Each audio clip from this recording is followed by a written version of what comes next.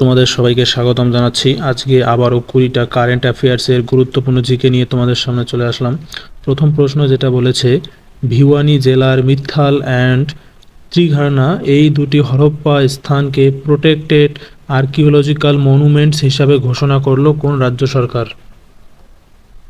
এই প্রশ্নের সঠিক উত্তর হয়ে যাচ্ছে এ নম্বর, হরিয়ানা। হরিয়ানা সরকার এ দুটিকে প্রোটেক্টেড আর্কিওলজিক্যাল মনুমেন্টস হিসাবে ঘোষণা করলো। দ্বিতীয় প্রশ্ন যেটা বলেছে, আইএসএসএফ ওয়ার্ল্ড কাপ 2025 এ মহিলাদের 25 মিটার পিস্তল ইভেন্টে ভারতীয় শুটার এশা সিং কিসের মেডেল জিতলেন? এর সঠিক উত্তর হয়ে যাচ্ছে সি নম্বর, ব্রোঞ্জ। পরের প্রশ্ন, প্রথম ভারতীয় হিসাবে ফ্রেড ড্যারিংটন স্যান্ডমাস্টার অ্যাওয়ার্ডে ভূষিত হলেন কে? এই প্রশ্নের সঠিক উত্তর হচ্ছে এ নম্বর, নেহা উমক।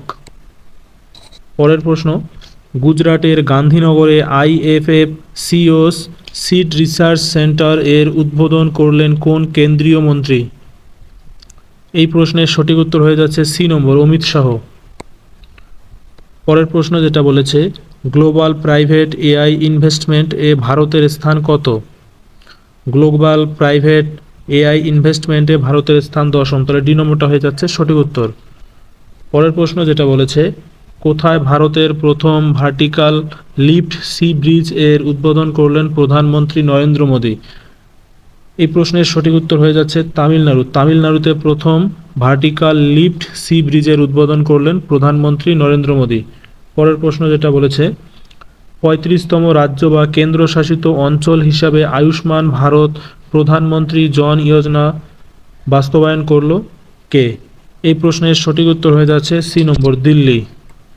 পরের প্রশ্ন যেটা বলেছে, সম্প্রতি কয়টি দেশের জন্য টেম্পোরারি ভিসা নিষিদ্ধ করল সৌদি আরব?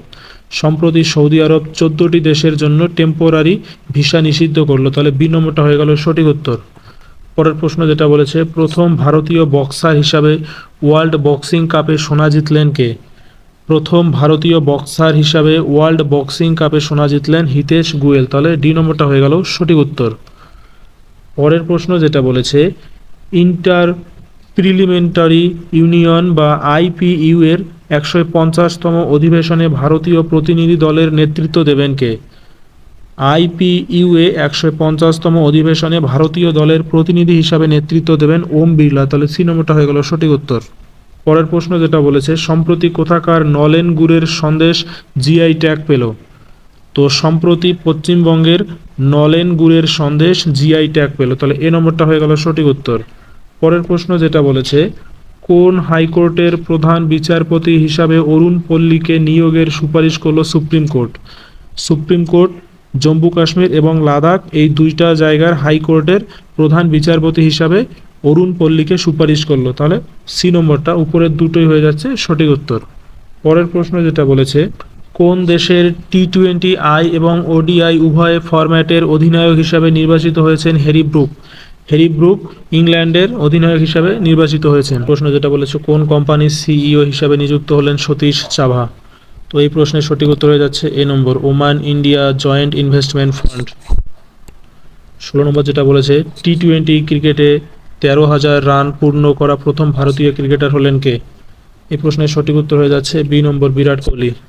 17 নম্বর প্রশ্ন যেটা বলেছে, পুলিশ নিয়োগে অগ্নিবীরদের জন্য 20% সংরক্ষণ ঘোষণা করলো কোন রাজ্য সরকার?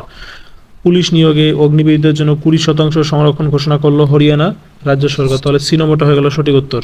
প্রশ্ন যেটা বলেছে, পর্তুগালের লিসবন সিটির সিটি কি অব অনার এর সম্মানে সম্মানিত হলেন কে? এই প্রশ্নের সঠিক উত্তর হয়ে যাচ্ছে বি নম্বর, দ্রৌপদী মুর্মু। পরের প্রশ্ন যেটা বলেছে, the undying light a personal history of independent India শিরোনামে বই লিখলেন কে?